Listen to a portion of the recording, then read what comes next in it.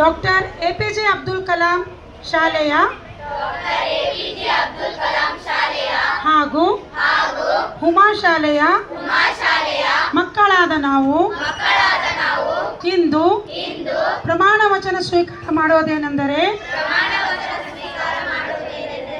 ನಾವು ನಮ್ಮ ಗುರುಗಳ ಹೆಸರ ಮೇಲೆ ಇವತ್ತು ಪ್ರಮಾಣವನ್ನು ತೆಗೆದುಕೊಳ್ಳುತ್ತಿದ್ದೇವೆ.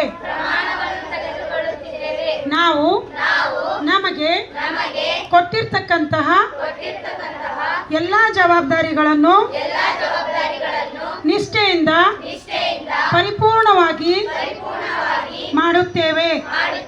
ನಮ್ಮ ಶಾಲೆಗೆ ಯಾವುದೇ ರೀತಿಯ ತೊಂದರೆ ಬರಲಾರದ ಹಾಗೆ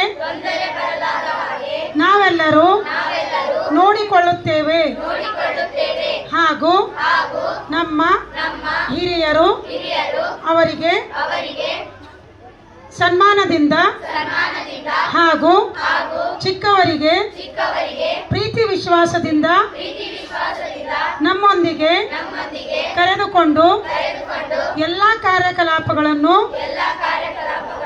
ನಿರ್ವಹಿಸುತ್ತೇವೆ ಎಂದು ಇಂದು ಸಂಸತ್ತಿನ ಸದಸ್ಯರಾಗಿ ಪ್ರಮಾಣ ವಚನ ಸ್ವೀಕಾರ ಮಾಡುತ್ತಿದ್ದೇವೆ. ಧನ್ಯವಾದ.